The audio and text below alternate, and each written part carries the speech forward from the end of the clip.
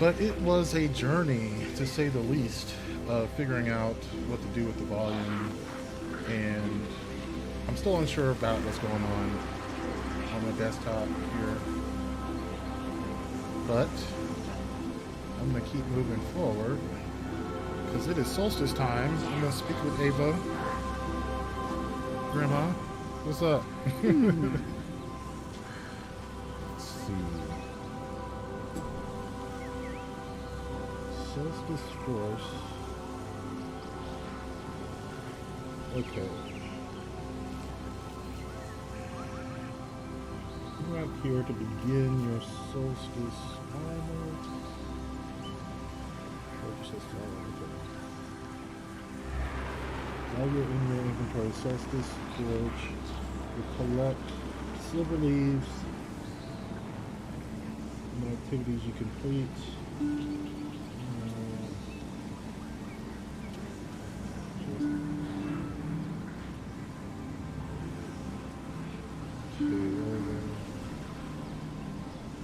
Okay.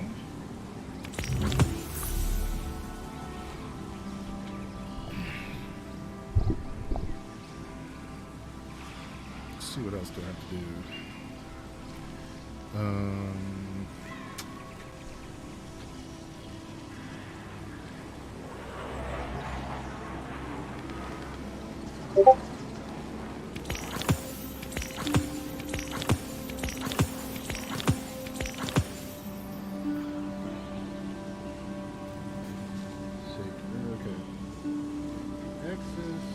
Solstice Forge. Begin by holding the pad to open up the director. Okay.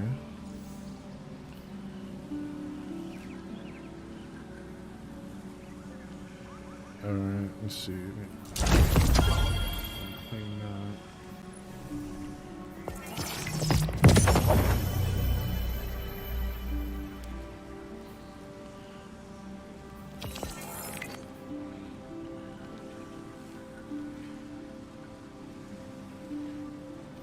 Bounties from the vendor with the creation of Solstice armor. One bounty at a time for each armor piece category. Okay.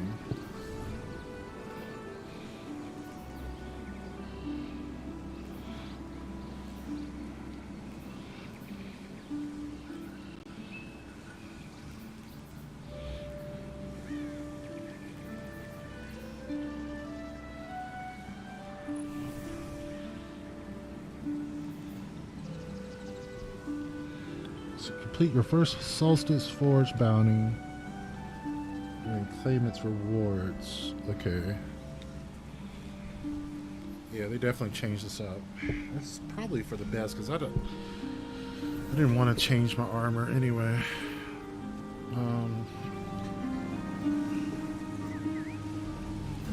Take a look at this. Okay, here we go.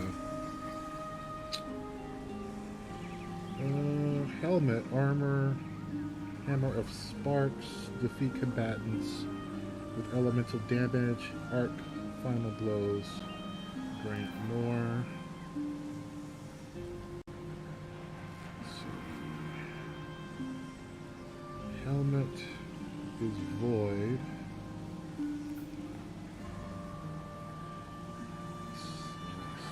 Helmet.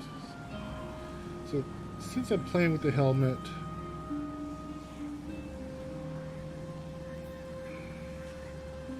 interesting. There's two elements up. Silence, tempered. Okay. Arc probably seems like the most. All these are helmets. Oh, okay, yeah, they're all helmets. Okay. Helmets are gauntlets, which are the two exotics that I like to use. I just realized that's kind of fucked up. You get 5 alloy. And the Solstice package. Okay. So I guess I could start with the helmet and do arc. Wonderful. Okay.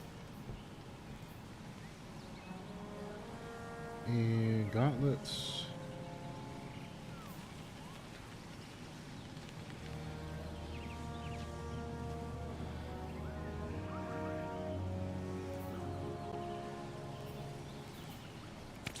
Wonderful. Okay.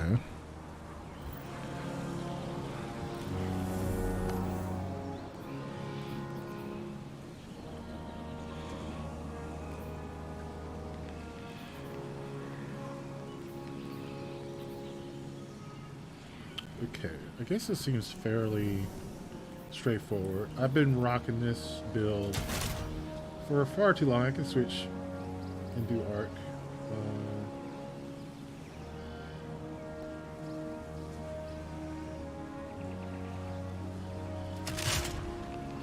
This is my arc build.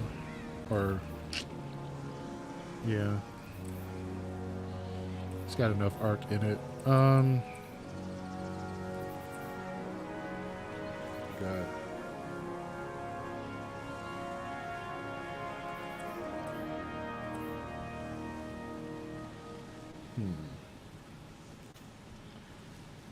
So do that.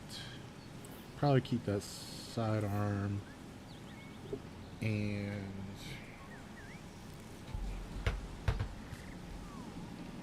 let me pull that pulse rifle with volt shot on it.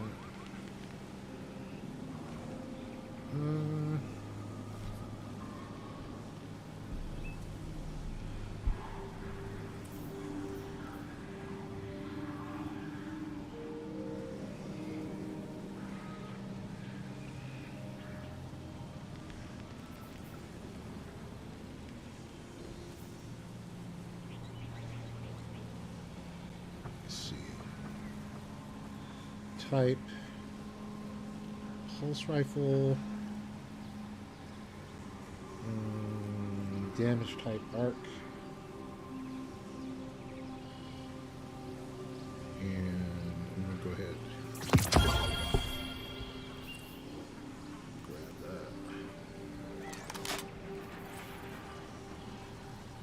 that. All right, so it just occurred to me I might get server errors. See one that just popped up on the screen there. Okay, so just like dealing with those audio issues, let me just go in and see what I'm dealing with. I've put an arc there, so I'm gonna want arc on my helmet, arc loader.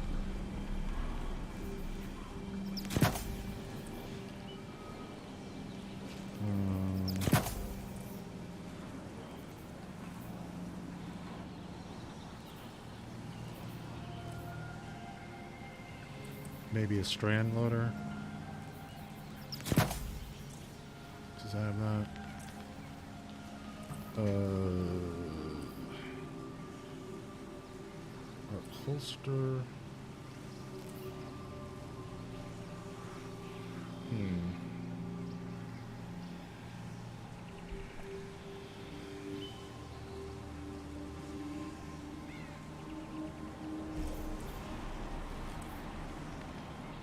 Scavenger's 3, so yeah, let me...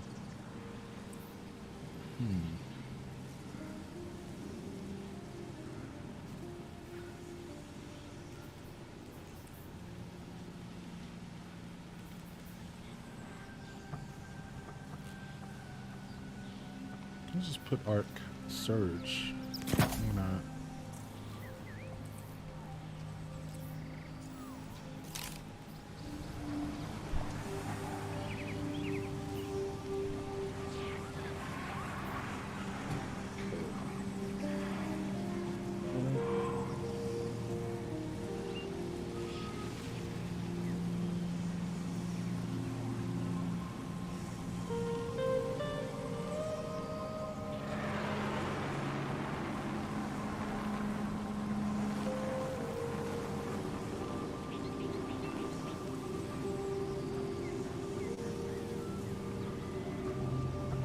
Okay.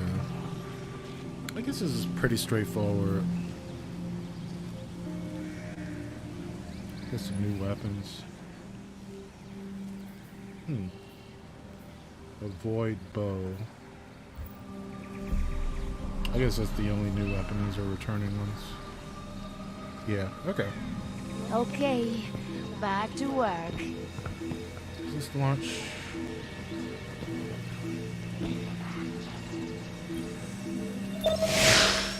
Alright.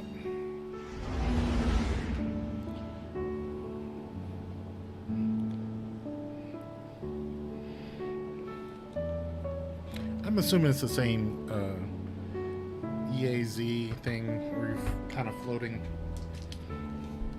This has got to be like the 4th year I've done this.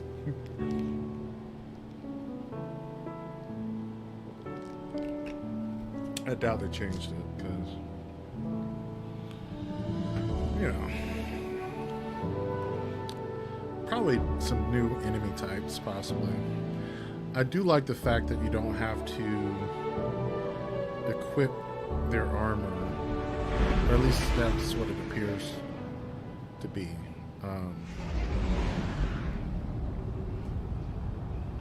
Let's see, I could be doing this all wrong.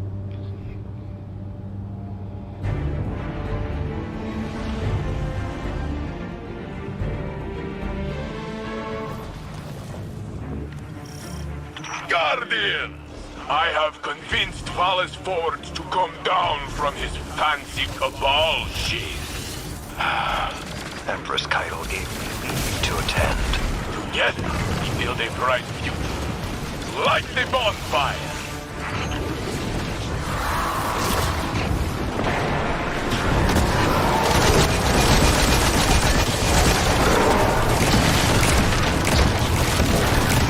Igniters to keep that flame burning. Seize them from the enemy.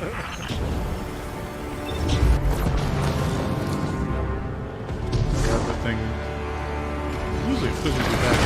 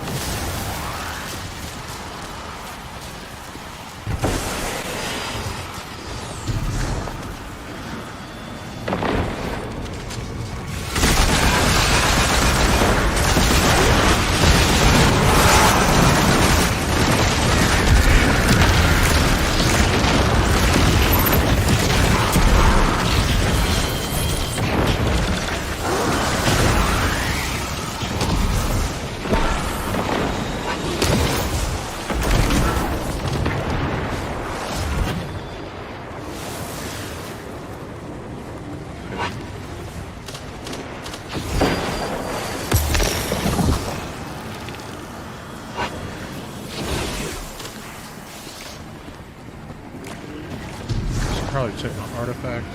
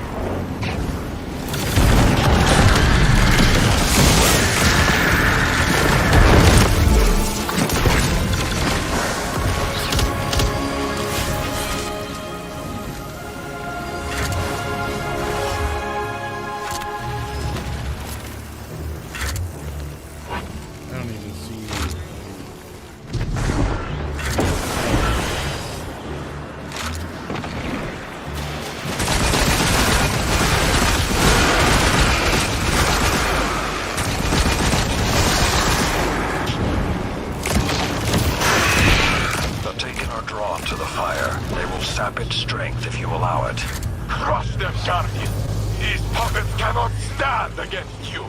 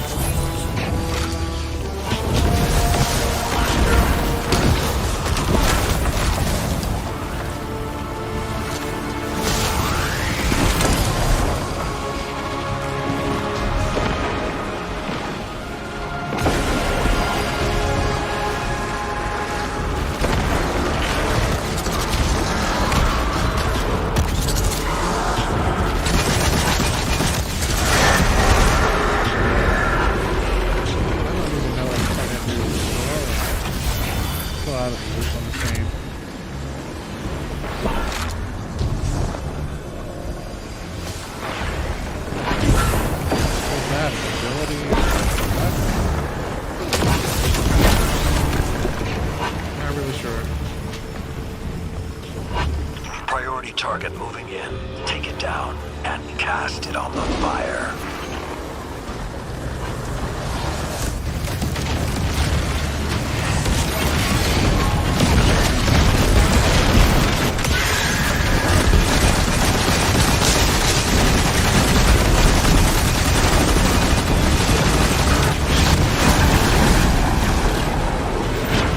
Power creep much? Oh my god. Jack, bring that fire! fire into the tribe. I expect to see every one of you in the Iron Banner. Hey! The Guardians are mine this week, no? Geppetto, bring up the plan.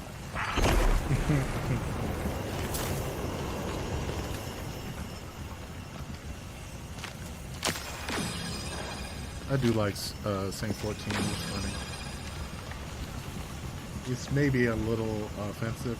I'm guessing it is actually Russian, but such a like over the top performance. But it is fun. All right, so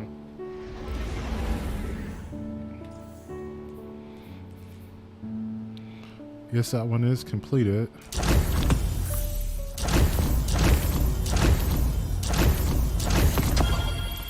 So go here.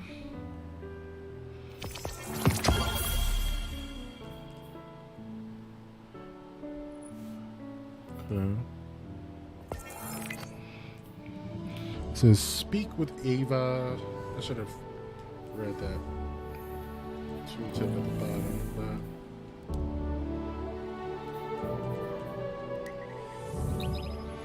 While I'm flying in, let me check my artifact because it was set up for my solar build. See, I didn't even have my little amplifier thing on. Doesn't appear to be any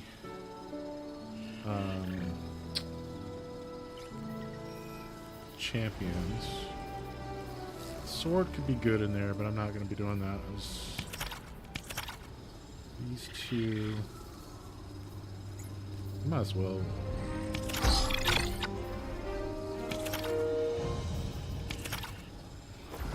I don't really like snipers, so okay. Let's see what we can do.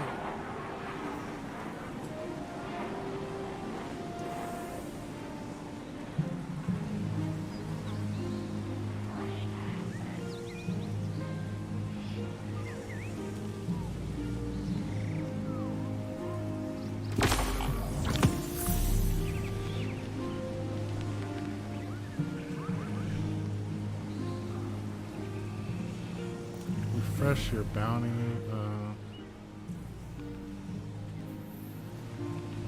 Okay. Oh, okay.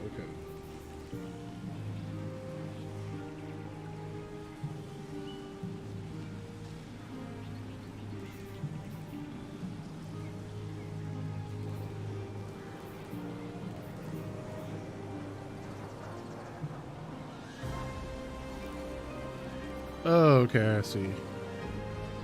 So I can refresh here.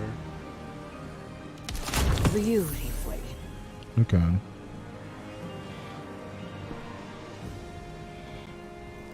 Collect. Okay. Let me see.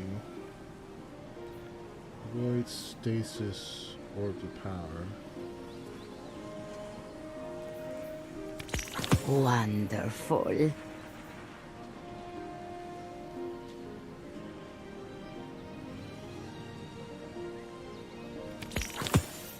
Okay.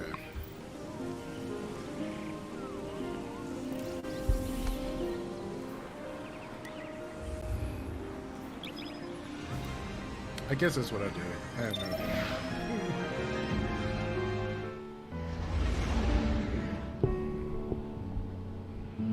We shall see.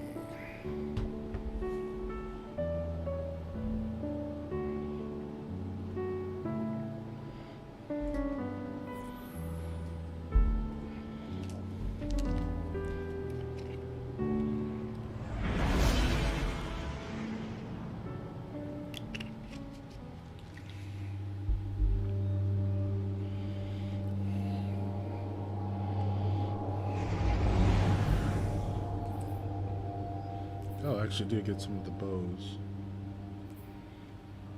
And a shotgun, and all of these are probably junk.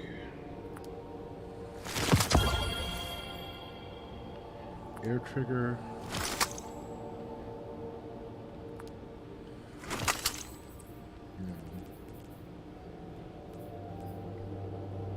Triple Type osmosis, no. Pugilist trench barrel. It's kind of interesting.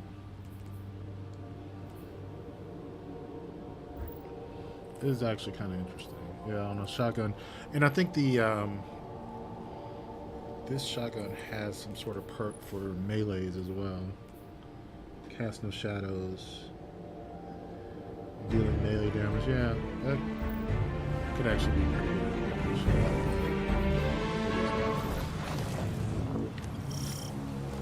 I coordinate all this. It is very impressive. Our enemies seem to agree. Light this place up, Guardians.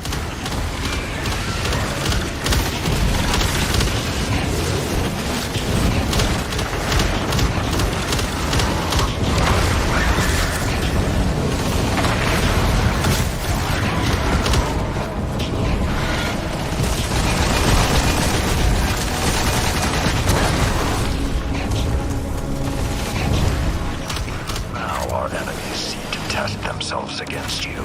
This pyre will be a monument to their poor decisions.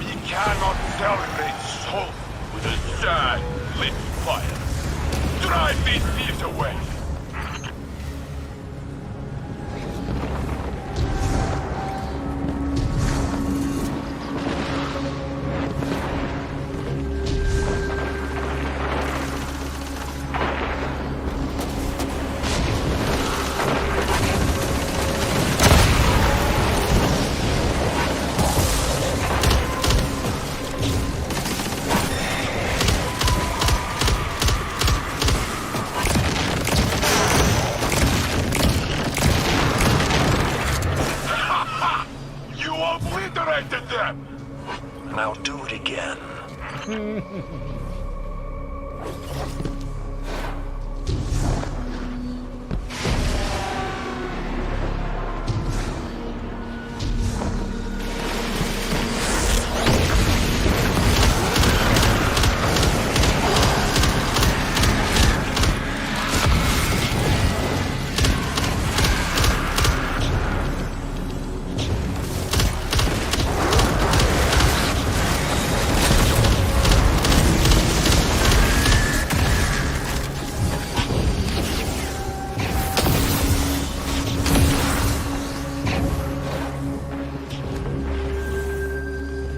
to take a look at the guide when I get a chance.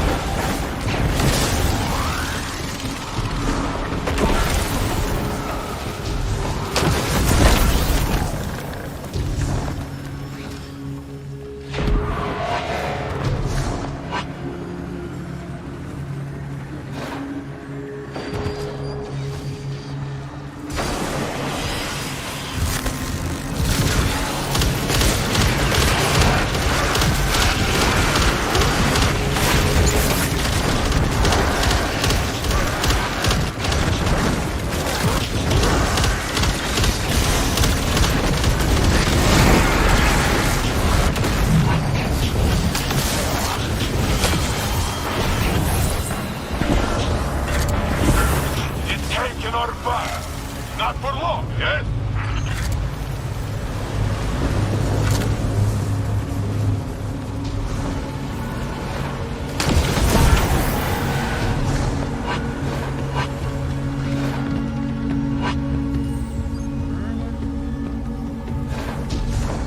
Oh, back up there.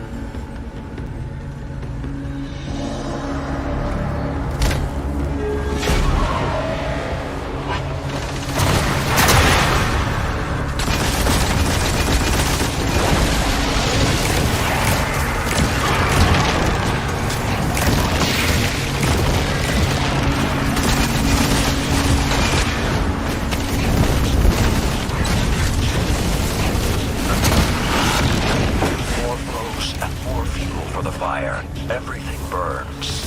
You are enjoying this a little too much.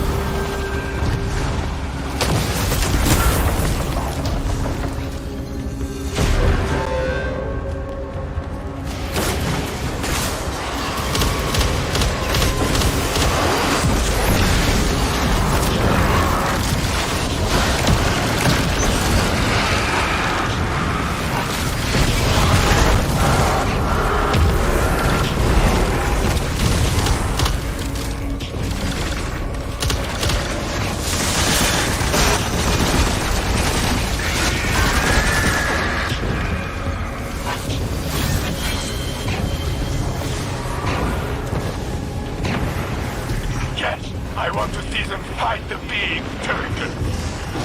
The man.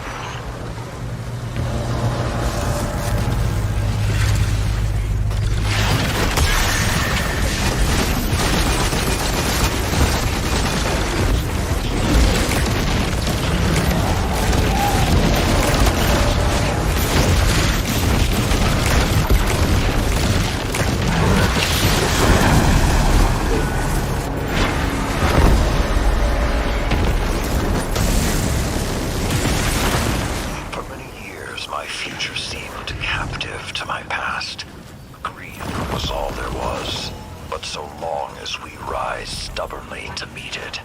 Tomorrow can't surprise us. Let Solstice be a reminder to us all. Saint, stop looking at me like that. What? That was very moving.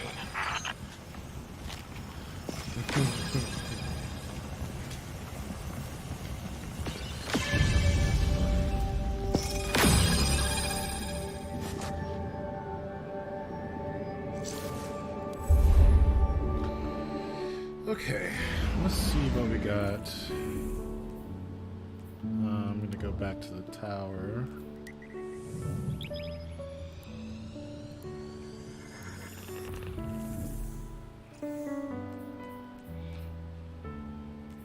Yeah, I barely made any progress on that. Eh.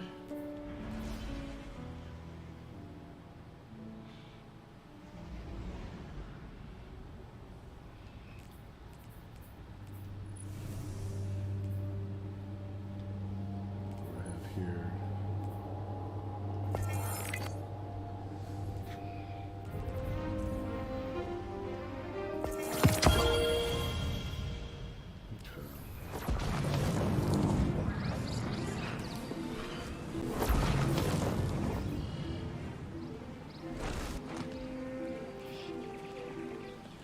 Disruption break on a bow is pretty good.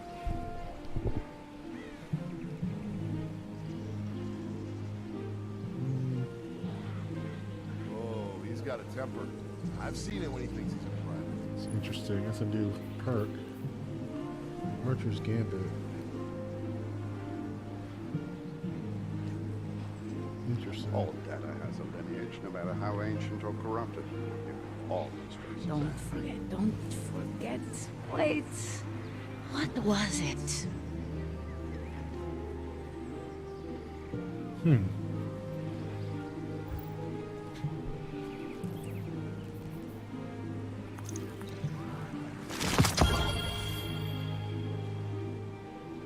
Repulsor brace on a bow could be good too. Innocent Vice.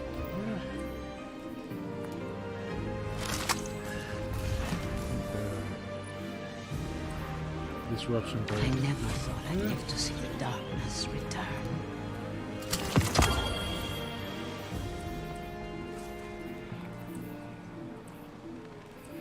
Not really feeling bows right now anyway, but The only constant. Anything else is a lie.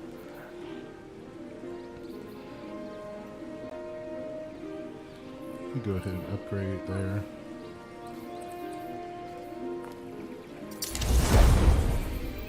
There. What an interesting little find. Hardly any encryption at all. I'll have to investigate later. Okay.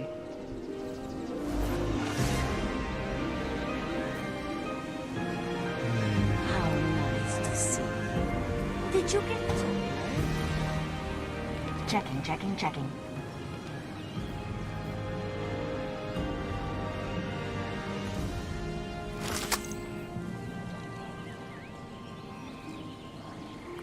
It's interesting.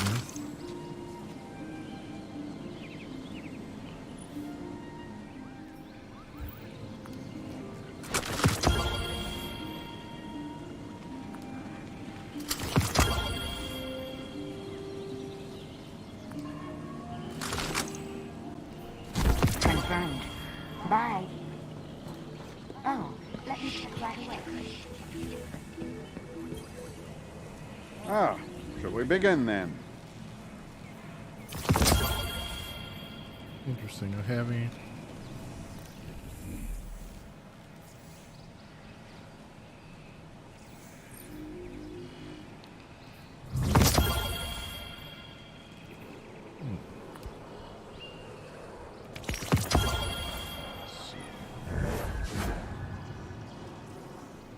That seems cool.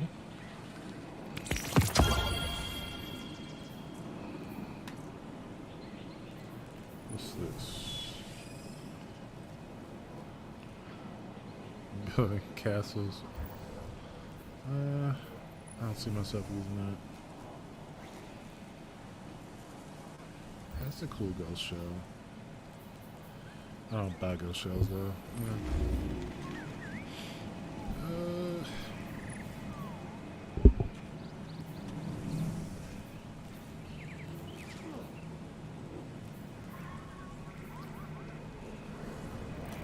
check these bounties. I'm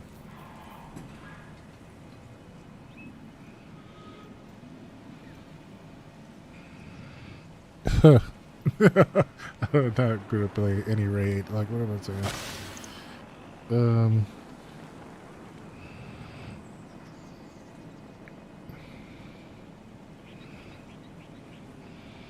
Looks like I don't have to do just the bonfire bash.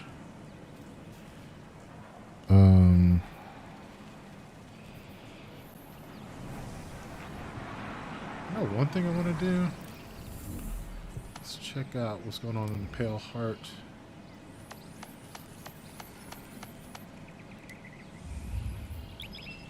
I have a weapon that you get every week that has deep sight resonance, and I think I have a. I want to get that first hand cannon completed.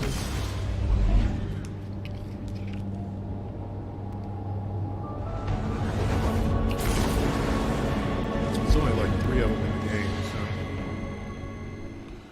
I don't think this one's particularly good. I don't know. It could be.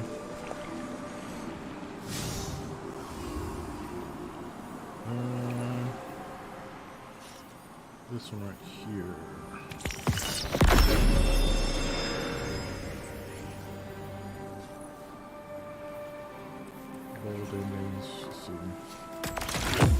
Yeah, I got the craftable version.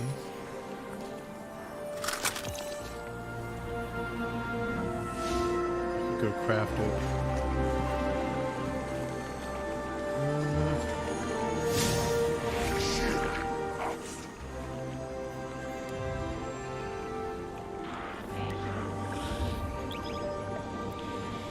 Maybe I do some activities in the Pale Heart. I should probably do that, but I'm gonna craft this hand cannon. Might as well level it up to like.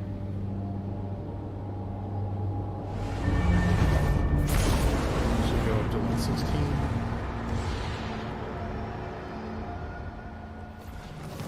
The resources in the game have definitely gotten easier to manage.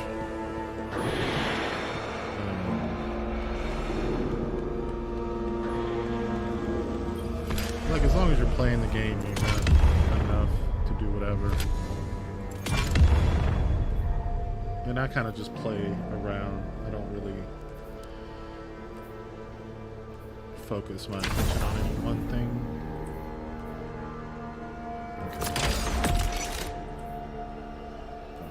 So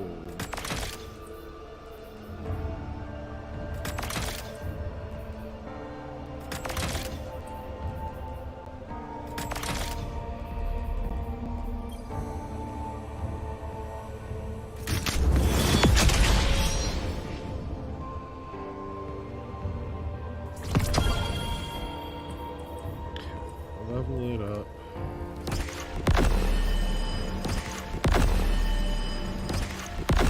Yeah, see, like Glimmer and enhancement cores are nothing really. They give you so many enhancement cores now. Glimmer just requires you play the game and dismantle shit.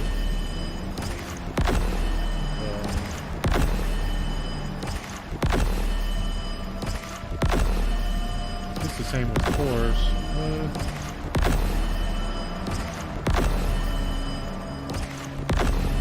Might as well just go to 20.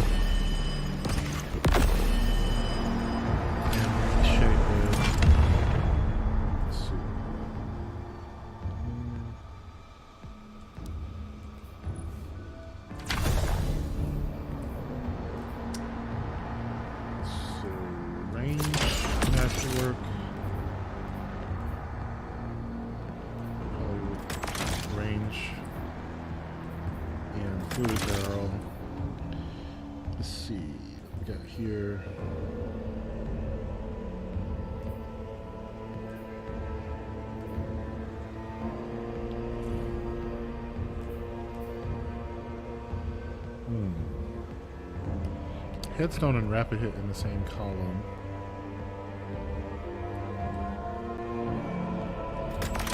So rapid hit.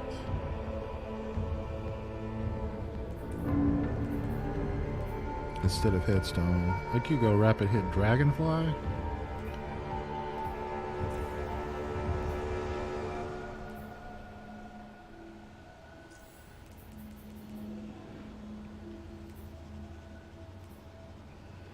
Which is weird on a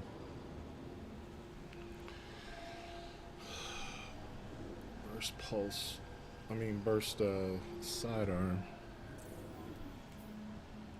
Eye of the Storm. That could be really good, like PvP wise, maybe. I don't play PvP, but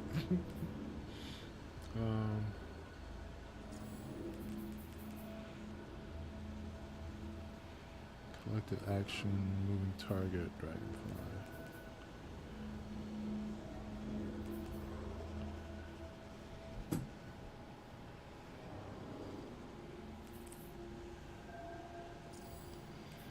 So to the pain, this weapons. I don't know. Strategist, I think, is just too weak. Headstone is really good.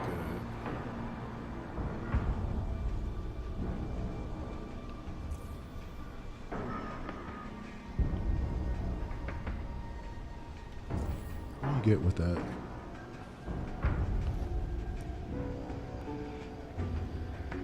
Improved stability. Yeah.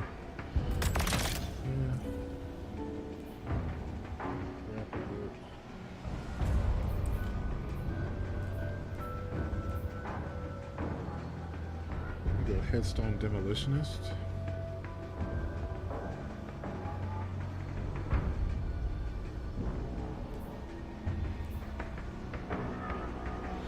I don't think the Headstone and Dragonfly work together. Collective action. Picking up an elemental.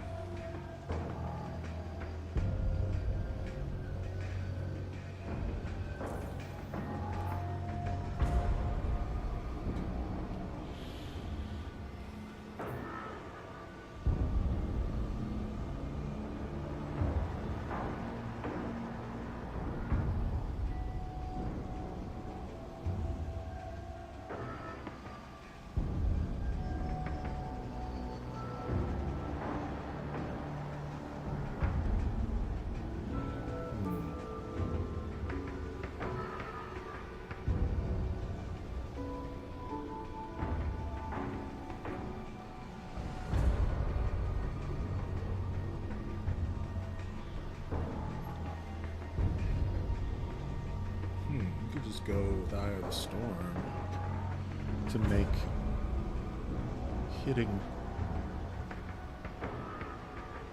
those headstones a little better, but then the reload, I don't know.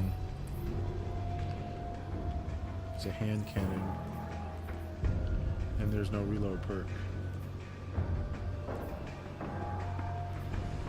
I mean, other than Flare Magwell, which is okay. We have Headstone and other weapons.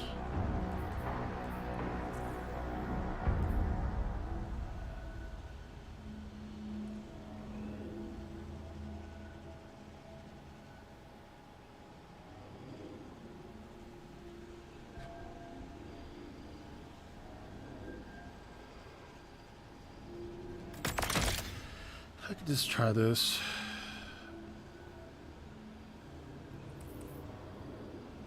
I mean, I can change it later. It's interesting. Rapid hit and Eye of the Storm together.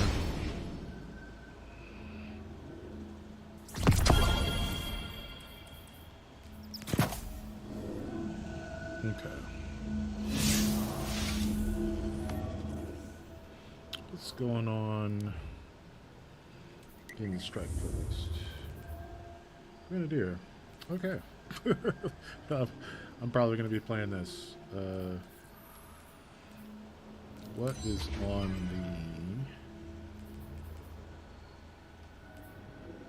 Pathfinder. Auto rifle. Nestor. Wrong one.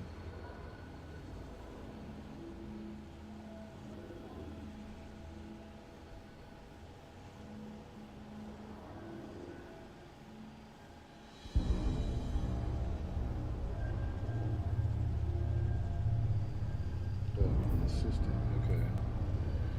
Hand cannon, huh. Dark.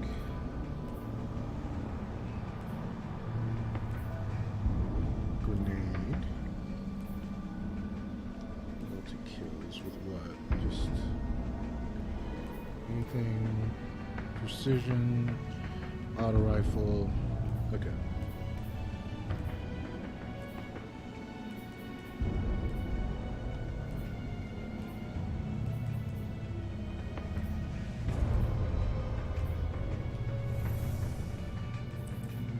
Save this here.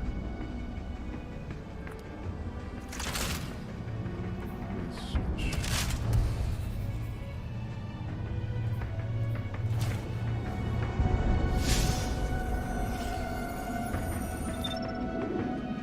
I need an auto rifle.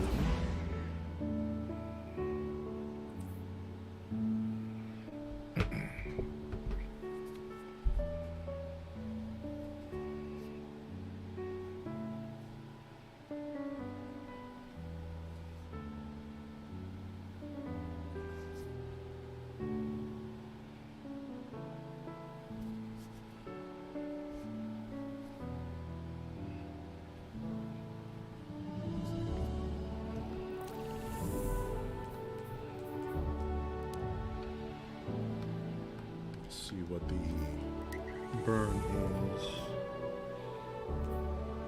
Stasis and arc. Okay. I think I need to get arc kills anyway, so let me go with a arc auto rifle. Auto rifle. Here, let's see.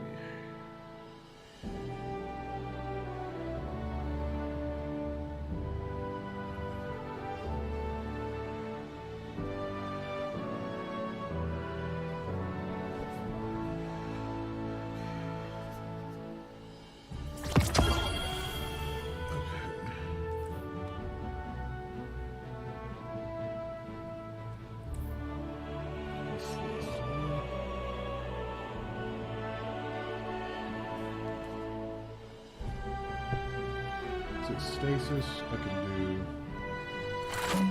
this right here.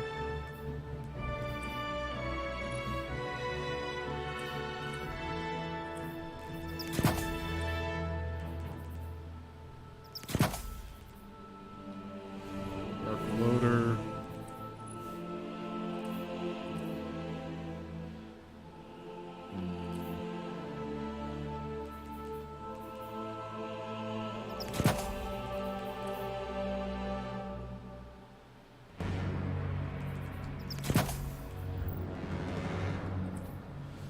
Alright, let's go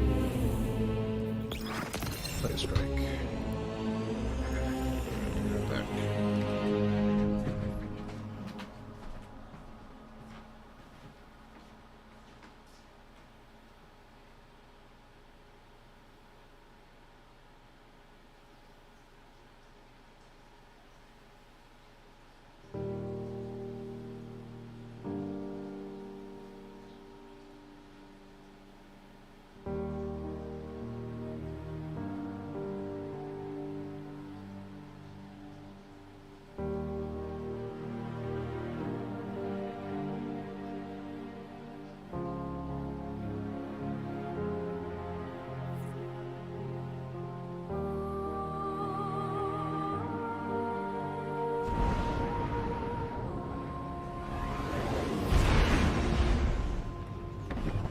Guardian, we've picked up a high-gain transmission.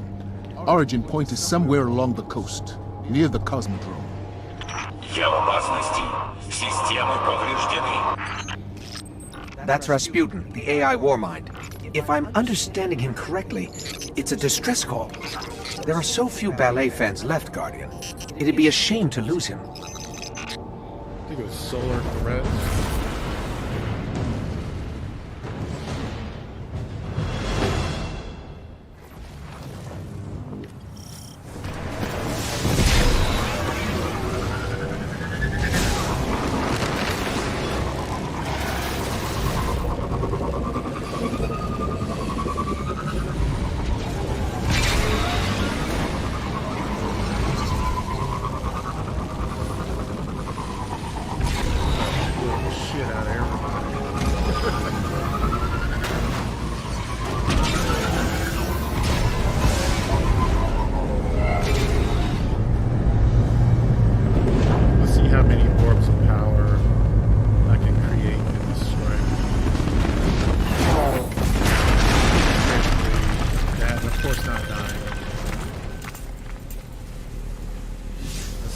been doing for a while now.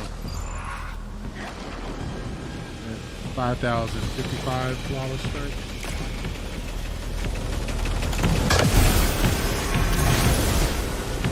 I get my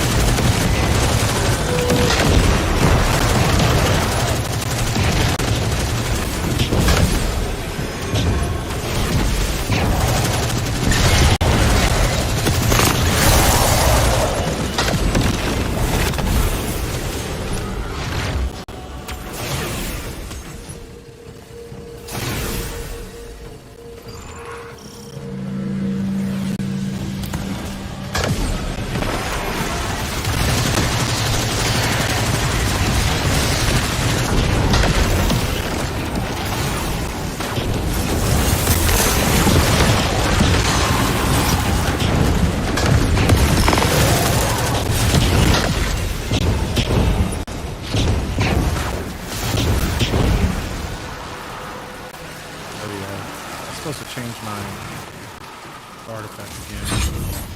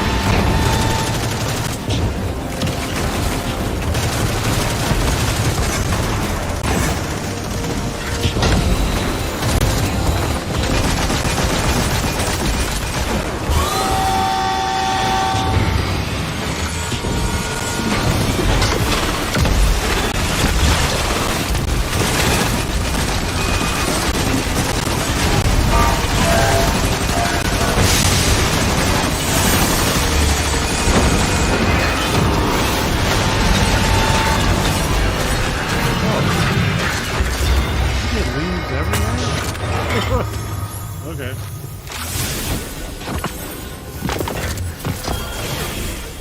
Yeah, they definitely changed this activity. Needs to stay in the strike playlist. I mean, I might want to do more archetypes.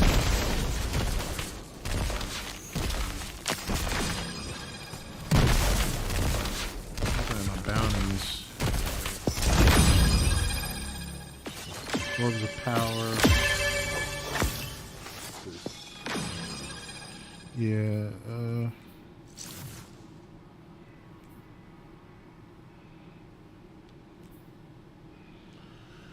I don't get it.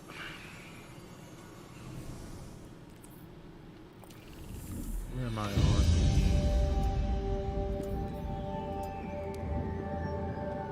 Pathfinder.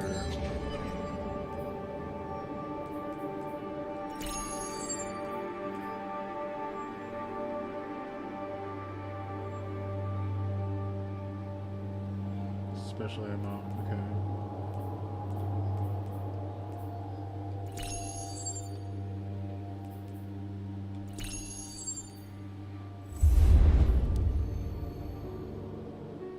Precision and auto rifle.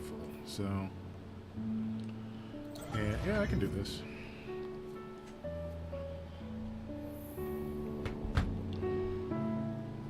Okay, let me see if I can take a listen to my next segment that I'm going to edit for the Bearcast. Let's see if it's over here.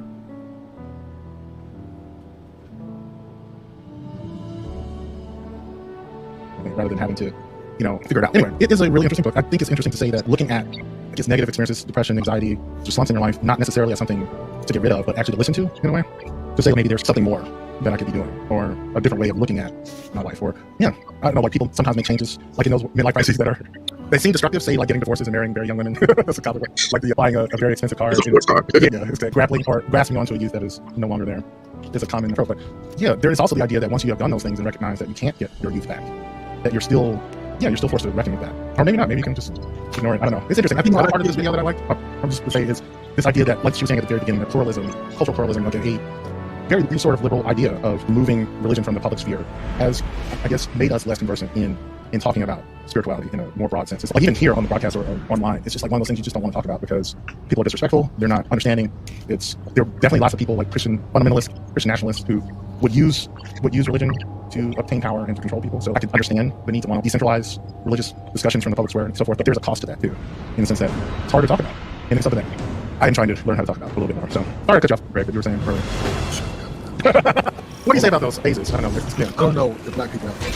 High forces are lashing out from the cosmos. We go through it, but I think we experience it a lot deeper. We pick up a family. Disgraced? Yeah, I mean, I've learned as I got older. I don't exist very different. And like past I am too cultural. Desperate to prove I am multicultural, and even in my own family. And I noticed that the struggle on my Cuban side is different. So they have more of a social. Cubans have more of a social survival construct, and black people just have like a generally a survival. We always in survival mode. That's why our blood pressure is always naturally high. We die more strokes. So we are agreed. So we are always in. And so I always consider my students like, what do you feel successful? I do, because I can take the time out and go see a therapist. I can think about my well-being from an existential point of view. And lastly, the reason I was bringing this up because I was talking to a friend of mine, and I thought that life questions or existential questions. She was like, now you know you got prison. Right? I mean, what do you mean? She was like, you got time to sit down and talk about this life. She's like, you know what life is? My motherfucking tire rolled off my knee to your metro. You know, like, you decided to, feel badass, feel like everything. I was saying, so when I hear, like, that he's questioning, like, taking this whole, I think we're black people, you know what I'm saying? You're like, it's so what I started realizing with connections of like, when all these people are basically the same. With a few things, we can have opportunities in life. Especially if they like this. Oh, real Donald Trump. Oh, they chose it. You know what I mean? Like, I get what you're saying. Like I was saying, I'm starting to see that. Like I said, when I talk about the universities and the background of separation, that they will see opportunity in some things that we will pick up. And whether we talk about, I remember having a conversation about blackness, because there's like black people, ethnic black people from the and we're not the same, but there are some differences from like that in certain ways. It's, yeah, like what you consider normal and natural is going to be different from you're saying. Yeah, I think people do care about what's reality and just talk about like basically that idea of living that thing and sort of right. So yeah, like people do, especially if you're sitting around sort of asking them where they're asking about if you really don't know next meal kind of thing. Yeah, put it that kind of way, yeah, but maybe it's actually easier to do more in trouble. Well, I guess the other. Because somebody grew up in the ghetto and somebody didn't. So the person that didn't was working in those scenarios and all that. And the other person who grew up in the ghetto, my work is if I'm homeless. So you're not so it's always very subjective. I've said to people who there's no more eye-opening because I've seen that people discuss having this you're trying to figure out a nice place to sleep overnight because you don't have anywhere. Like it changes your perspective. So yeah. You know, he worked every day, worked every day. It's all got to be some way to sleep. This one is describing like they're doing It's a great concept of survival. I think that, and like you said, spirituality absolutely is everything. And I think it's along spirituality and religion. So a lot of that happens. I think religion, the idea that we no longer have religion, and we got rid of religion. I think we got rid of, like you said, we no longer openly share our spiritual things. If they have to, we talk about it very openly. What happened is that grew up in a culture very different mindset about that. Foundationally, as people of color, we always had a religious connection, but we weren't always taught how to do that. Now, this generation, they separated religion and spirituality. They moved away from the religious stuff. A lot of people have they were changed to like this. And it's just one of the things in this world. They now say, you know what, I'm not dealing with it. I don't care about that. I have all that. I'm doing that whole culture. And I find value in all religious activities. I also had to learn that I could not take always literally. And I think more of I got to be striving and things like that. But there were some coping skills that are taught under the auspices of spirituality and religion that are not just taught. It is a concept that you have to talk about believing. You call it God, you call it Allah, whether you call it Buddha, I know all concepts. I look at it differently. I look at it differently. I call them things. I call it a different thing. But some people don't see that. They don't call them whether you grew up, you went to a upgrade, or the whole kind of thing. Right, that's right. That was what our generation dealt with, and I think for some of us, I also read something recently where it really goes to this guy talking about the fact that there are 3 major social skills that generation behind us no longer have. Because they got been taught those things because so much has been picked out for the name of diversity, inclusion, and evolution, and order. That, you know,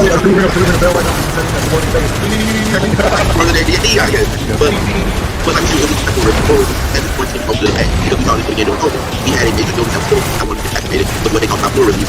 There was a time where I'm going to shot to the community. I'm going to help you. And I was like, fuck that, I ain't taking no shots. And we saw the impact of that. We saw that literally I work in the field. I could help you with that. Still, the fact that they still make Anthony Fauci out for you to help him. And this man is now retired and moved on to other things, but they still want to keep bringing up this idea that somehow or other he did something to the American people and whatever, all these things are trying to save people's lives. So pluralism is not very bad unless you are on certain extremes. Either I need to be MAGA or Christian liberal or these major things, or even on the liberal side. I have to get uber liberal at just quote unquote hope. And so there is hope. I think for me personally, I say spirituality, I feel personally, like I said, it is not something I have a certain thing. Especially as a man growing up in the South, that part of my life I hijacked it. So I went to church on my own. I had a family that was more religious, but we went to church and I was in a course. Who did things like that? And I was going to church on my own, and all of it was social. I had friends that went to church. Oh, we going to church, so be it. But then really being in that environment, it was toxic. And what came to it was hurtful. And watching during the AIDS crisis, watching friends die, and these ministers and spiritual leaders saying some of the foul things that they said, I really had to unpack that, and it took a lot of therapy and a lot of quote unquote prayer, a lot of meditation. Like I tell people, I do it all. If I understand what Tina Turner was doing, I probably would chat shit. Yeah, I'm actually getting into this right now. I tell people they all have value, and I think that we still got into this mindset where mine is valued more than yours, and that's where the problem came. I tell a story very. My great grandmother was a Jehovah's Witness. As a kid, I spent a lot of time with her. It was never an issue for us as a family. My grandmother, all of her children were Baptists. She was a Jehovah's Witness. We celebrated holidays together. We had reunions. We went to our house. It was never this thing of I'm Jehovah's Witness. You can't do this around me. You can't do that. We always understood that family was first. Right. And I was able to have that example from some woman that quote unquote was not formally educated, was not always. My grandmother grew up in West Point, Georgia, and was the daughter of a sharecropper. So she was not educated in all these fancy things that we talk about, but at a very basic level, she understood that her religious beliefs and how she chose to worship God was not working. And that's kind of stuff that I think we need to understand. How you believe, I tell people, as long as you believe in something bigger than you, then I can deal with you. It ain't got to be what I believe. I can still deal with that because it says that you are tapped into something, because at the end of the day, that is how you're going to cope when you get rock bottom. But ain't nobody there but you, and I think it ain't nobody sometimes again, whatever you choose to call it, but sometimes you want to talk to somebody. You need to talk to yourself in a mental institution, but you want to figure out how to tap into some spiritual side in our ways. And literally, like I said, I've been in that situation where I never had to figure out how to tap into I'm almost there. But it was the spirituality that got me to say, you know what, I don't like the way you feel. We need to figure out a way to change this and make changes. And again, that was because of the fact that it's spiritual. And also, as I said earlier, the fact that I understood that those are not because I did grow this shit. You know, so look at that rock bottom, and I'm getting below rock bottom, and it's amazing. No, I agree with that. I think one of the things that I got shit about it is you start thinking about what it is, maybe not the substance. You're thinking about even the how can I manage how it's going to be? Because obviously, what time you can feel like this, that the life that we're leading right now is like, obviously our purpose is not somehow forgiveness, but there's still something there to it around you believe in it, but there are times in our life when we know we do something we're not really excited to get it done. Leaning into this stuff, the process with that, doing the uncomfortable thing, having the motivation, you can't know how to taking it. Here's a source of no, that's what you try. That's what you're yeah. And they say faith is literally doing something without knowing the outcome. And for some people, especially other people now, and it's so put in their lives, they're used to knowing the outcome. And again, like, I'm cool, but I didn't. So I've grown up in an environment where I've always known the outcome. I know it's very intelligent. They can like hear them and hold things and make this super intelligent. They have no concept of this little jar certain things that I don't know. And I think this was spirituality, absolutely. I know that. I spent a lot of time with the people that were in recovery, and they have concepts like how to go understand it. And although I've never been in recovery from substances or anything, I latched onto that, and it became a real problem. I think before that, I always put God and somebody else. What my grandmother told me was and that it's a couple of understanding that it's a God is something spiritual, how that works for you, and that needs you. Sometimes you see that because again, it can't satisfy the Bible or the Quran or whatever, and again, you allow yourself to be locked in those boxes. I feel spirituality is supposed to bring, like I said, also, that it's uncomfortable. You don't think it's uncomfortable. If I tell a person there's $1 million on the other side before the 6 months from struggle, nobody will know. They say, I don't want $1 million because I don't want to be uncomfortable that long. I like comfort, and even some people that say ignorance is bliss. Isn't that weird? All right, so I got to all right, let me go take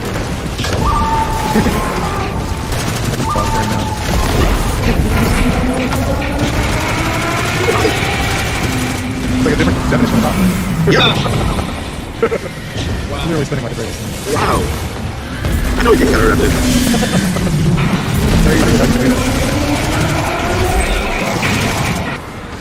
He probably fell over after that.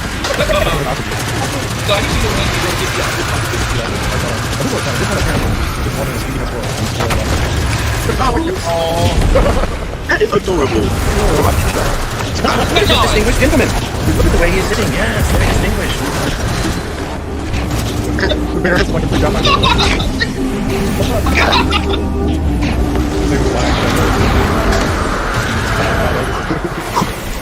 Oh no. Oh no. Oh no.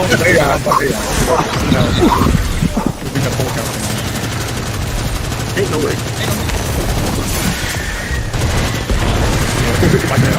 Right.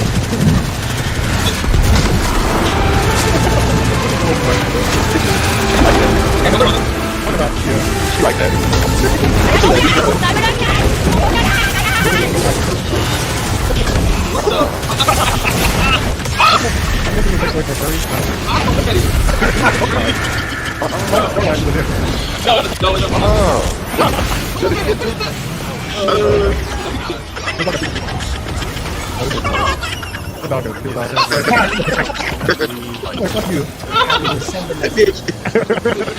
Why did you more than I no, that was pretty good. But yeah, we're gonna go, but make sure to check out the Dig or Digest tomorrow at 8, and the Black News on Saturday. Yay!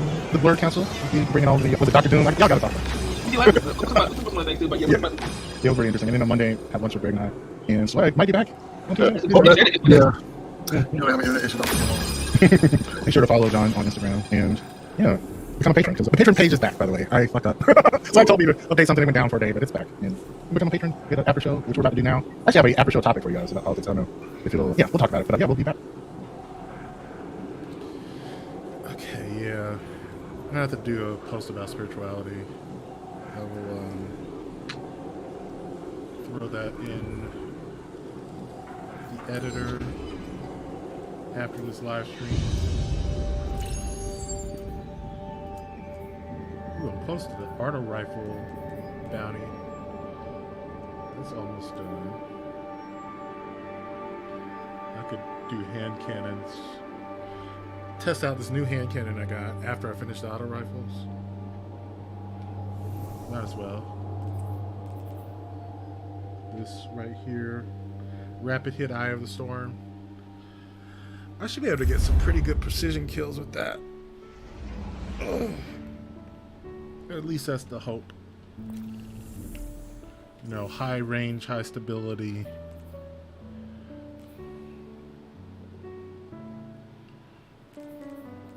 I might not be playing this the most efficient way, but I much prefer just playing, you know, the way that I want to play. So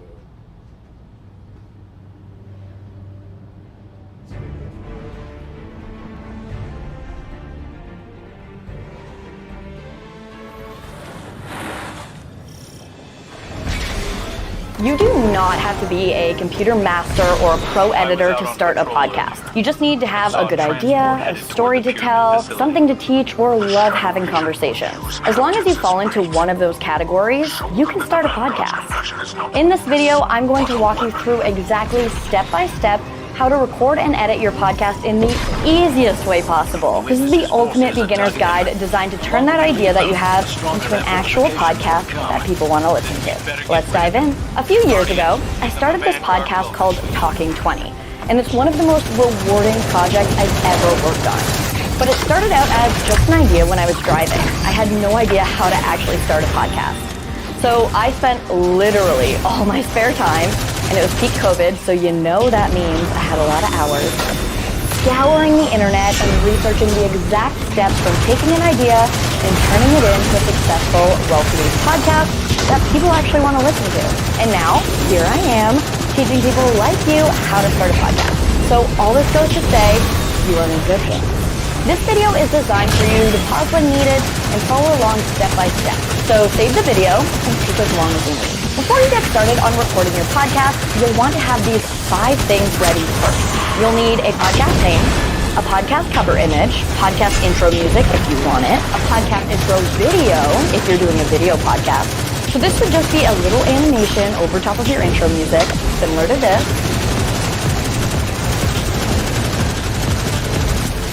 You'll also need your script or outline for the episode that you are recording. I've made step-by-step videos for creating each of these things.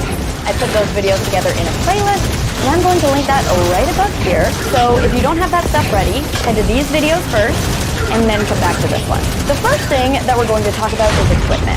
Here's a quick breakdown of the budget-friendly setup that I recommend, and all of these are linked in the description, so you can just click and buy. If you want more of a breakdown for different setups, either for free or maybe you have a higher budget, I will link a video above here that will dive a bit deeper. You'll need a USB microphone. A great one for this is the ATR 2100X. This mic comes with a stand, but you'll also need a windscreen. That's that little foamy bit that goes over the mic, and it helps to eliminate any plosives.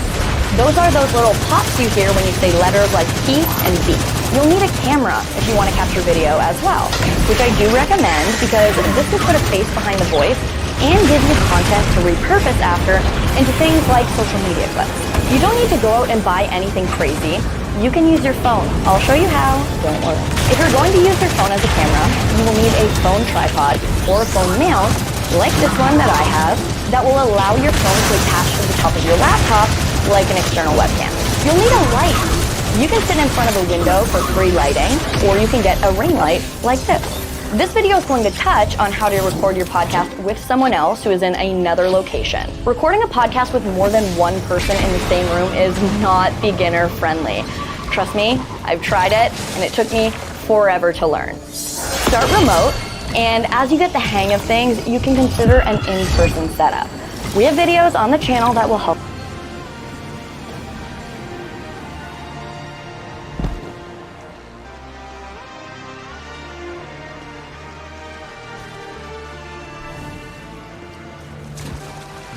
I'm not really paying attention. I do want some more tips on editing. It reminds me of the Vex network. Your observation is more trenchant than you realize. Both planes are insubstantial and malleable. But to truly understand this place, you would need a more holistic view of the darkness.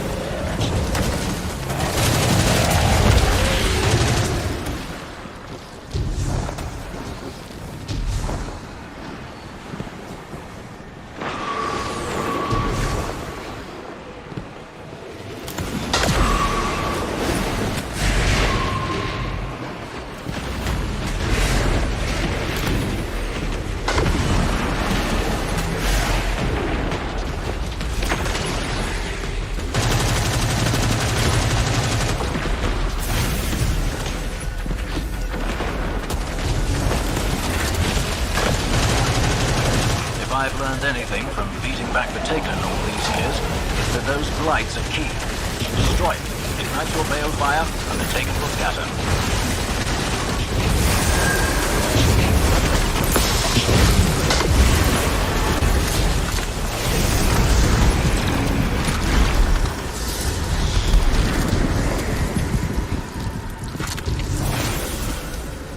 One final group of Taken between you and the pyramid. I'd usually recommend wearing them down from range, but you'll need to light a few balefires to drive them out. Prepare for close quarters contact, Guardian.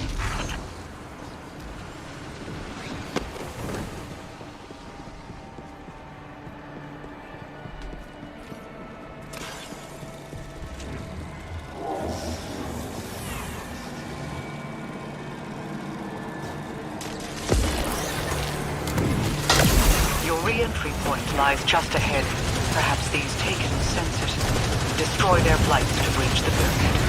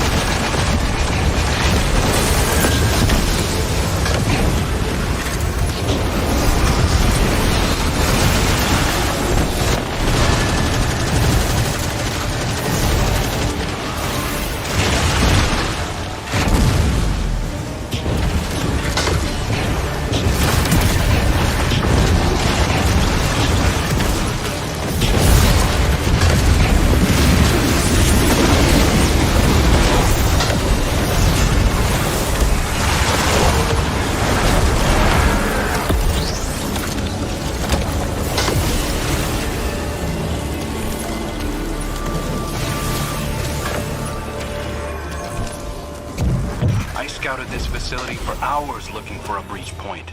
But one incantation from Queen Mara, and you're in. Now you know how us mortals feel. You Guardians have a knack for making the impossible look leisurely.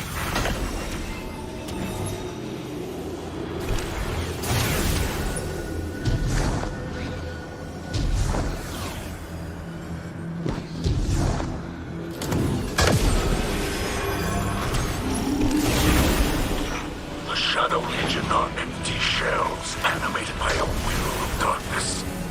Free them from their bondage to the witness as you free the prisoners from their shackles.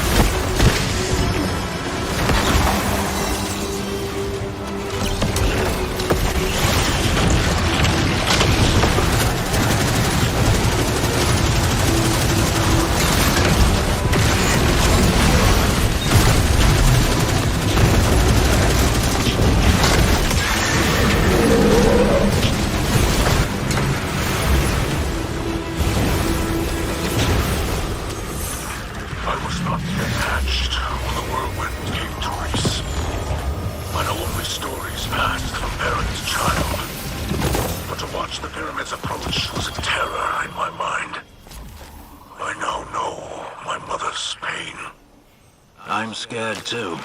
Even from down here, I could see the pyramid ships circle the traveler. The air was still, there was silence, then there was noise. I don't know what the witness did to it. I do my best to focus on the good we can do on the ground. It's all we can do to bear through this moment.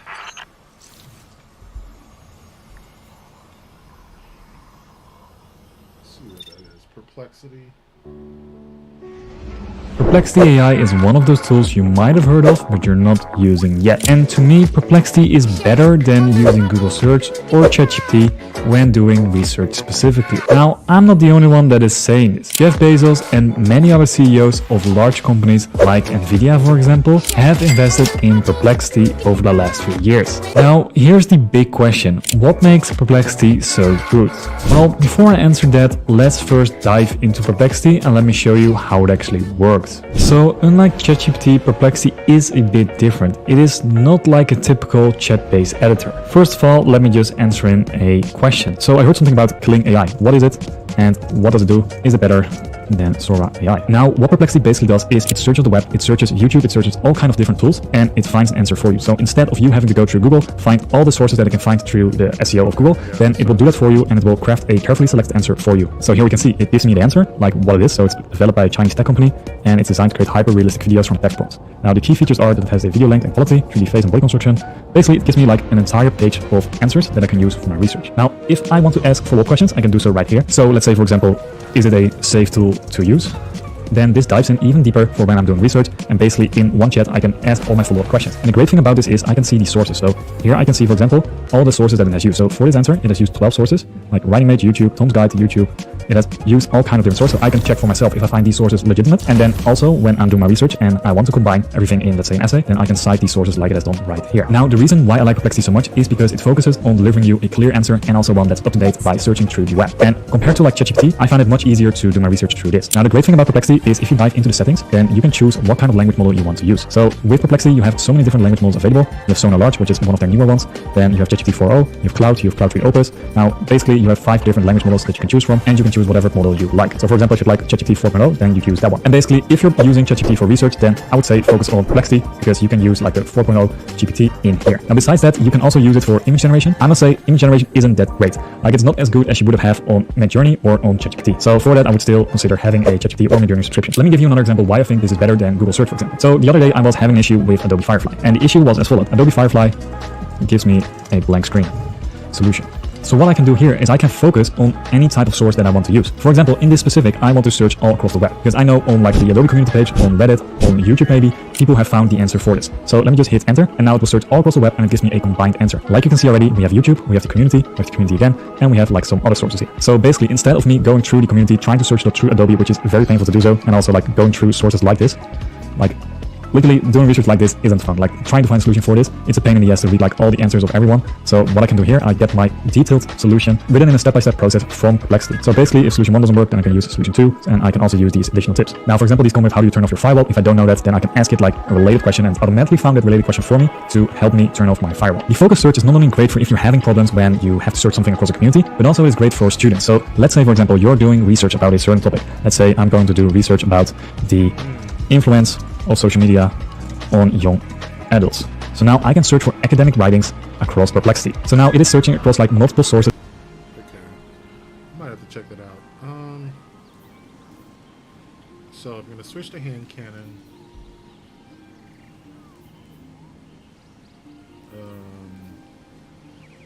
Grenade, it doesn't matter what kind. Feed target final blows from grenade abilities. Okay. So let's check out.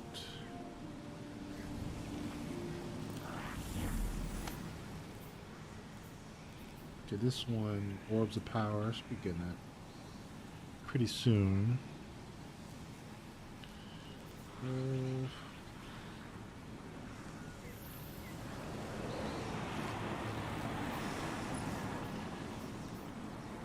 Solar effect.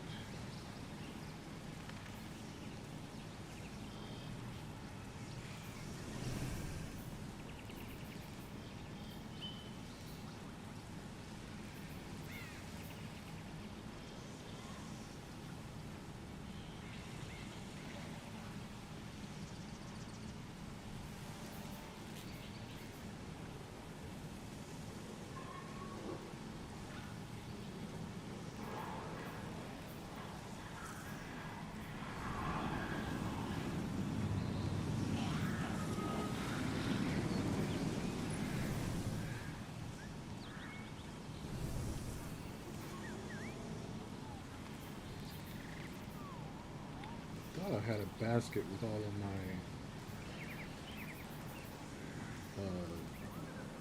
different.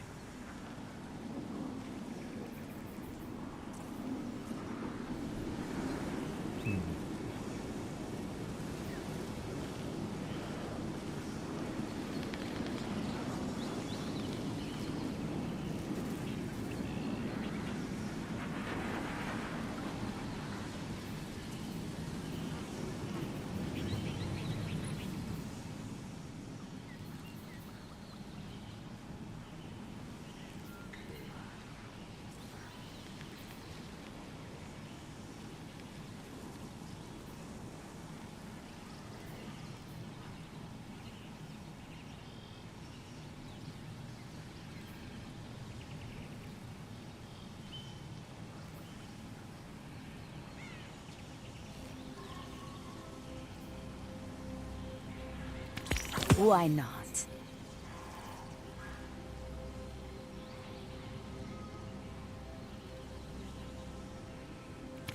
I love it.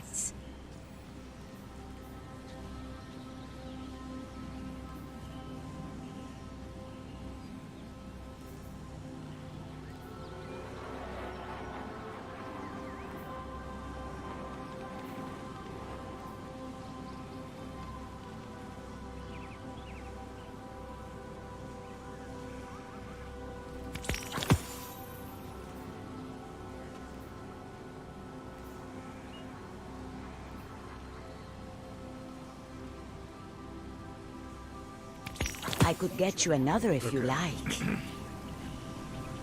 I do have to get grenades eventually, but in the meantime, I think I'm just gonna go with this hand cannon.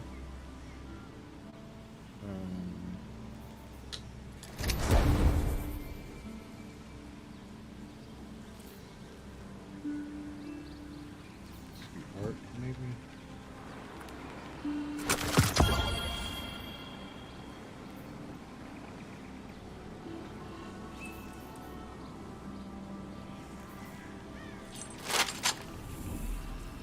What is this?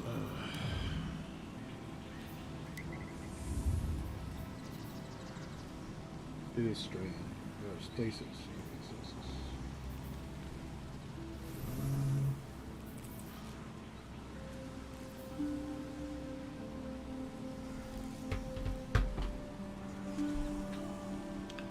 Pull out the stasis heavy.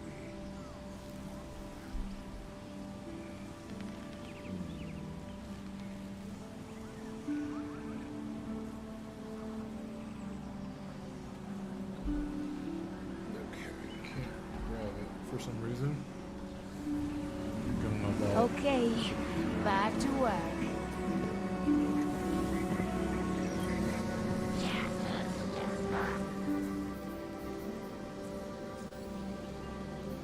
Grab this.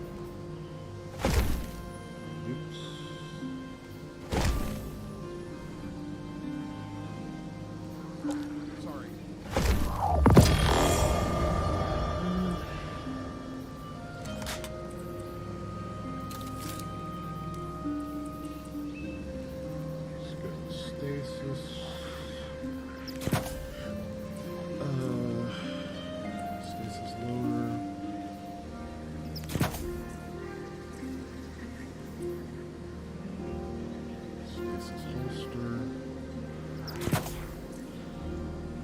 Oh, sorry.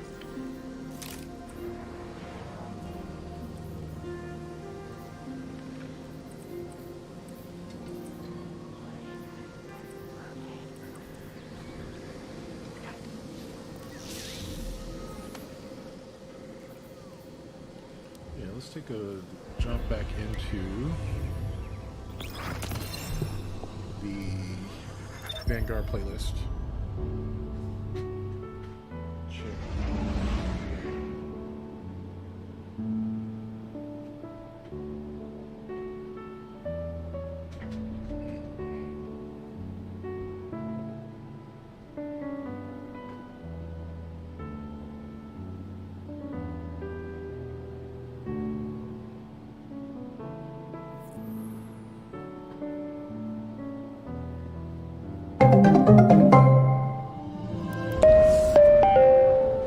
Often we think about well-being as the absence of disease, the absence of mental illness, the absence of strife.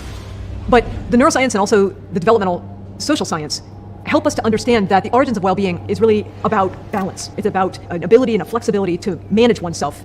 Well-being is both a capacity and a state.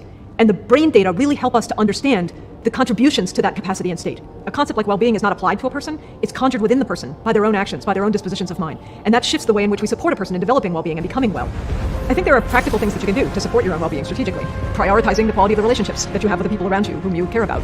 Setting yourself up to have control over certain kinds of social media use, certain kinds of sort of scrolling, these kind of addictive things that sort of suck you in to a pattern of appetite of wanting more and pull you out of a space where you can kind of reflect and just sort of be and construct meaningful stories about how that's happening and what that feels like.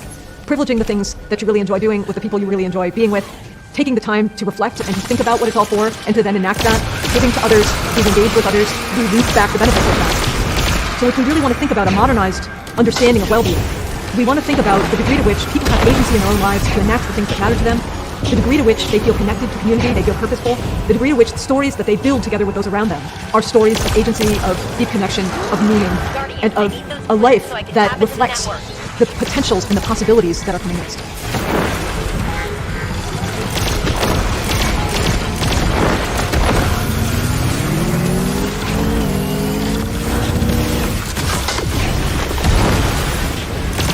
We don't really have a self. The self is a construction of our minds. There actually is nothing there. And that kind of emptiness, egolessness, is enlightenment. It's a beautiful feeling. One of the best-selling authors of the last 20 years, Robert Greene. If you're dealing with your own weaknesses and your own emptiness inside, and if you draw to people who fill that out, people's perception of you can almost become how you perceive yourself if you're not careful.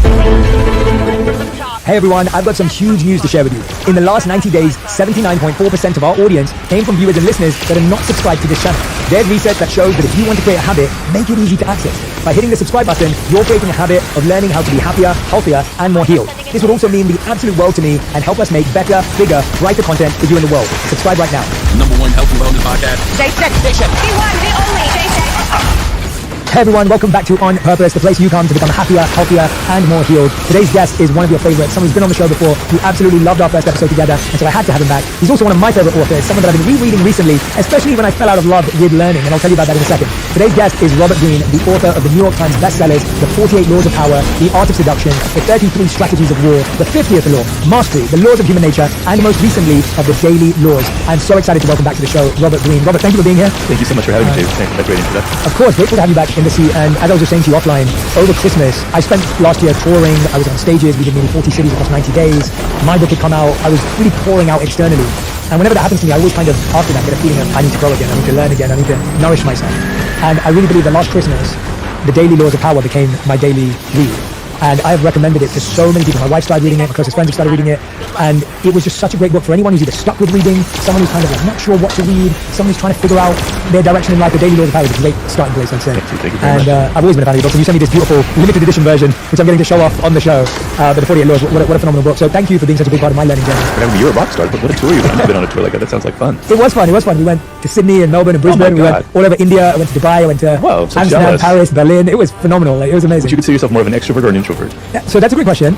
And I'm going to let you define the two for me because you probably have some wisdom to share with us. I energize alone, but I enjoy connecting with small groups of specific people. So I assume I'm overall an introvert, but 99% of people would say, Jay, you're an extrovert. But if I was in a big group of people, I would find the one person who I share values with to have a deep conversation. I wouldn't be milling around introducing myself to everyone. So if that makes any sense. But do you need to be alone? Do you feel... I crave alone time a lot. Yeah. Yes, a lot. So you're a mix. Yeah. You're a mutt. Ambivert, yeah. That's what's called, yeah. Ambivert, yeah, okay. exactly. Yeah. But I have so many questions for you that I really into. And I'm really coming to you with questions that I know a lot of my community and audience repeatedly ask, and I think you're specifically positioned to answer a lot of these. The first one I have is, one of the biggest things I get asked is, Jay, how do I deal with negative people? How do I deal with negative people in my family? How do I deal with negative people in my friend circle? How do I deal with negative people at work? In close, intimate circles, I feel a lot of people feel they're dealing with negativity. Well, it all depends on the details, the kind of negative person you're dealing with. There are several kind of ways of looking at it, some kind of micro and some kind of much larger. The larger picture is we all have negative traits. We all have dark traits, right? And so you kind of, if you have this idea that it's just human beings are like this, it's like a flower or a rock or a tree, it has its nature, I just accept it. I accept people for who they are and I deal with them on that level. I don't judge them, etc. Now, of course, when you're dealing with negative people, it can be very difficult because negative people like to stir up a lot of drama around them. And that's the kind of power that they get. They like the attention that they get from making people upset, from pulling on your emotions, right? So you have to have this kind of larger look at them where it's not about me, right? They're dealing with their own issues, their own problems. There's a history behind it. It could be their parents, it could be their family, it could be their spouse, their children, whatever. And they're venting it on me in this particular moment, but it's not personal. I tell people, don't take everything so personally, right? But then, so there's all these different levels, and it all really depends on the specifics, because a lot of people come to me for advice. But a lot of times you're enmeshed with a negative person. Like it's your boss, it's your spouse, etc., etc. And it's very difficult to do what I'm talking about, right? And so you have to try and get a little bit of distance from them. You have to be able to say to yourself, they're not me, right? They have their own problems. I'm separate from them. The sense of being separate from them is very liberating, right? So they have issues and they're trying to drag me into it, they're trying to drag me down. But I'm not them, I have my own life, and I'm not going to get involved. Sometimes you need to have empathy, but sometimes you need to shut that off. And so the best thing in life, though, is, that's why I say there's just so many angles to approach this from, is if they're like a deep narcissist, and that's probably the most common type of negative person you deal with in the world today, and we all come across this. The power that you have is to recognize people like that before you get involved with them, and to not get involved with them, right? And so they have signs, things that you can pick up in advance. People who are toxic, I don't know if this toxic and negative are the same here, they don't show it immediately. They're good at deceiving you. They can be very charming, they can be very dramatic, they pull you in with their great stories, sometimes they're even charismatic. A lot of important CEOs in the world, people like Elon Musk, are raging narcissists. They appear very exciting and you want to get to know them. But you have to recognize that these are people that are probably going to use you, right? They don't see you as an individual. And the people you associate with, we're very, as humans, we're very open to the emotions of other people, right? And so the people you associate with have a huge role on who you are, the energy you have, your daily life, etc., etc. And so you have to be very, very careful who you let into your life, right? And, Kajay, I don't know, there's so many different angles to approach it from. No, that's really I tell people that don't judge people as far as who you're going to let into your life. Don't be deceived by the appearances. Don't judge people based on their intelligence, on their charm, on whether they're good or bad, etc. Judge them on their character, whether they have a weak or a strong character. What are some of the signals, the signs we can look out for? Because I think what you just said is so true, that we naturally get attracted to people's appearance, intelligence, charisma, access, because we haven't really been trained to view character. No. So I remember when I lived in the monastery, the highest quality or character trait that was considered the epitome of internal emotional evolution was humility. And so when you met someone who was humble and you met someone who didn't have false ego, they were considered of high character, and we were trained in order to understand that. But in the modern world, that isn't how the material world works. We're almost attracted to people who can come off arrogant and showboaty, and even if we sense we don't like that, we still believe that person has power. And so, what are things that we have to look out for? But also, there are people who appear to be humble, but they're not really humble. There's a lot of people now who feign humility because it's seen as a positive trait. Yes. So humans are born actors, and you have to kind of look behind the mask.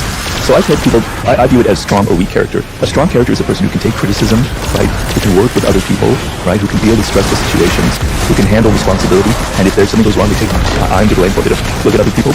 There's something you can rely on. You lean on them, and there's something there to lean on. You can rely on them in situations. A weak character is somebody who cannot take criticism. That is probably the number one characteristic, the worst trait I think in people, and a definite trait of negativity, is somebody who can't take any kind of criticism, right? They're so defensive. So that means they can get away with anything. They can say anything they want, and there's just like a wall of shell around them, right? So the ability in a work situation, in a relationship, to take criticism and be able to use it constructively is an incredibly useful and powerful trait to me that reveals strong character.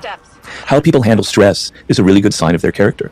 So in a work situation, people are good at faking it and pretending that they're very strong. But when it gets really stressful and there's a lot of pressure on it, the mask falls off and they reveal that they can't handle it. They're too weak. They're reacting to everything. They can't get out of the moment. They're so impatient, and fragile. And so the ability to handle stress shows that somebody has something strong inside of them, right? How they handle power, right? So when people are kind of climbing up the ladder in a group or in a job, they generally try and pretend like they're with the group. But once they have power, that all falls off, and they can become abusive, and they feel like they can get away with any things that they couldn't get away with before. They treat people below them miserably, etc. So when people have power, how do they handle it? Are they responsible? Do they suddenly become somebody different, or do they maintain the character that they had beforehand? Right? What kind of partners do they choose? Do they choose a spouse, a husband, a girlfriend, etc.? Somebody that they can push around, somebody that's inferior to them, so that they can feel better about themselves? How do they look when they're playing like a game, or they're in outdoor activities, or something that has something to do with work? Are they so competitive they have to win at everything, even when it's like outside of that kind of environment? You know, these are kind of traits that help me sort of judge a person's character. Yeah, and these are often the things that we either ignore, or we actually let them kind of fall by the wayside, or don't pay enough attention to them because we think, oh no, but they're so smart and they're so this. And I wonder how much of that is also like, what does that say about us, that we often get attracted to the wrong things within people? What does that say about us? Does that make us a strong or weak character? I know that I tend to get involved with narcissistic people. It's a weakness of mine, right? And maybe it's because of my upbringing, and maybe it's because I feel a kind of emptiness inside of me, and that their charm and the attention they pretend to give you is kind of enchanting, or casts a spell on you and draws you in. Yeah, so if you're dealing with your own weaknesses and your own emptiness inside, you're going to be drawn to people who fill that up.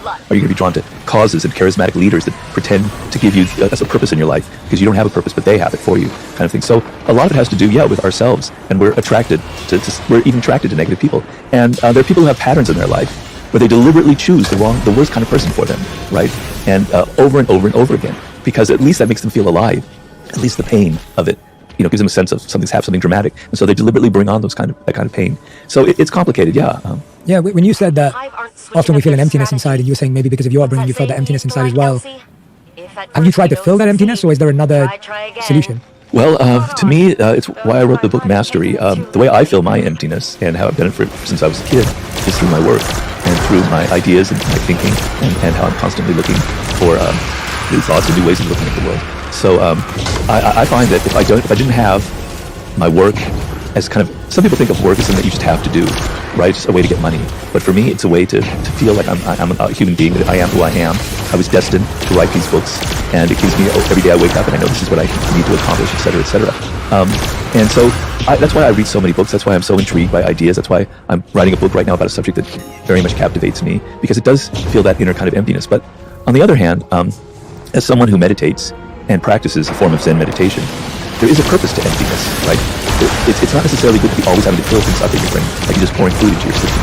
There is something actually kind of intrinsically beautiful about the idea that there is emptiness, that I don't really have a self, that there is actually not, that there is no such thing as a mind, actually. It's an illusion that we create, right? It's something through words that we have. So that sense of emptiness, that, I don't have an ego, or that I'm confronting the world and I'm just hearing and seeing things as they are, is actually a beautiful thing. So I have to kind of struggle against this idea of always having to fill myself up. What's something you're saying you like observing humans and humanity? What's something that you've observed about humans over time that surprised you? Well, nothing really surprises me, because I read a lot of history, and I see that things just keep repeating over and over and over again.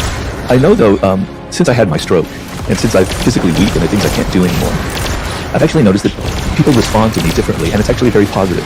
So sometimes I can be very negative about people. That's kind of my inclination. That's how my mind tends to work, which is not necessarily a good thing. We all have these attitudes that make us look at the world a certain way. I tend to have a negative bent towards human nature. But I must say, people have been very, very kind to me since I've had my stroke. And it's sad that you have to have an accident like that to be able to perceive it. But I've seen another side where everyone wants to help me. They kind of empathize with the fact that I'm a little bit helpless in these situations. And it's also made me kind of feel differently about other people who have disabilities or things that they can't help in their lives. But the sense of I'm a little bit helpless, and people are really eager to try and help me, actually is something that has kind of surprised me in a way.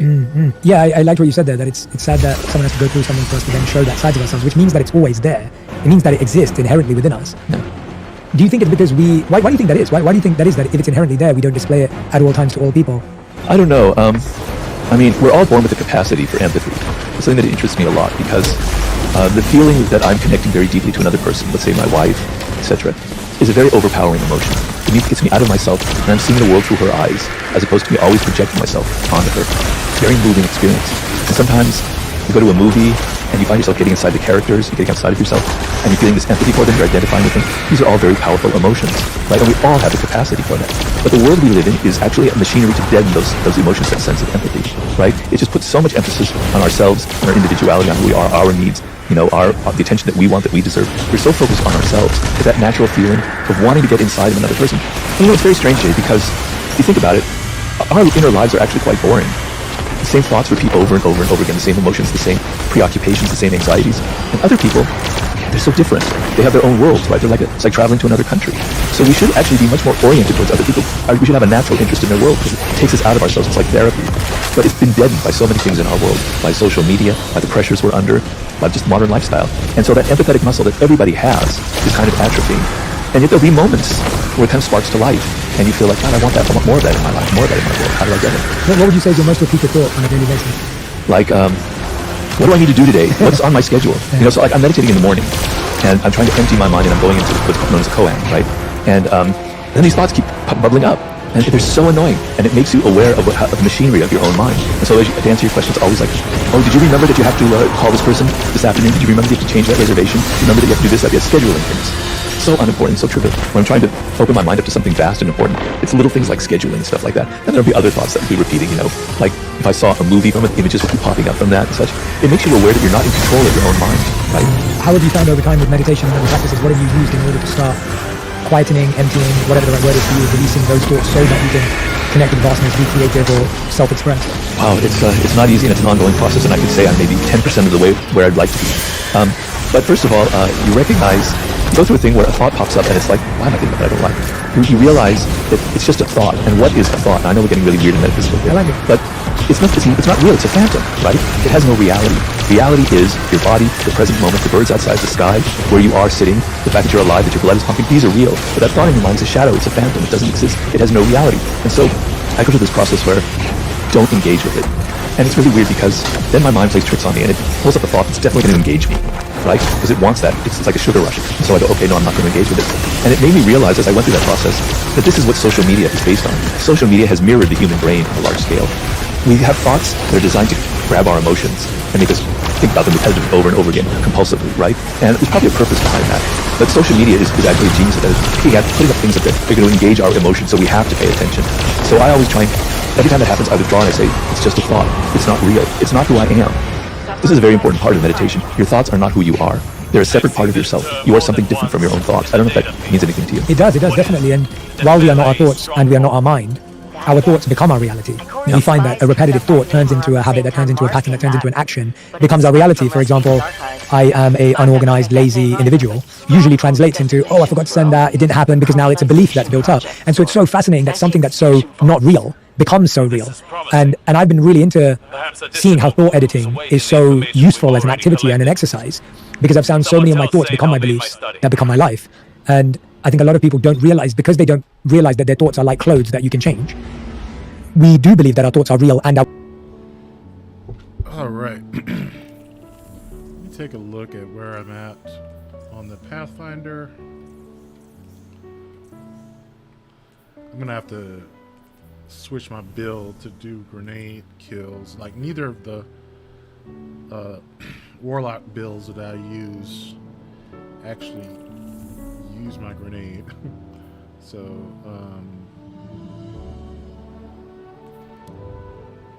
let's see what we have here.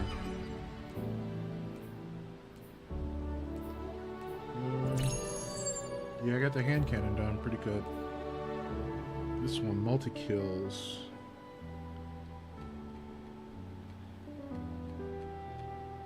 Super multi-kills, okay. Yeah, that's right here, grenades. I should be able to do that in like one strike.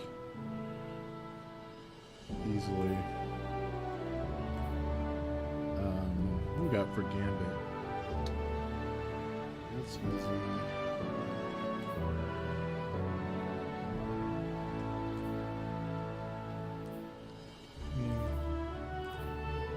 Void grenades are good. Auto rifle there.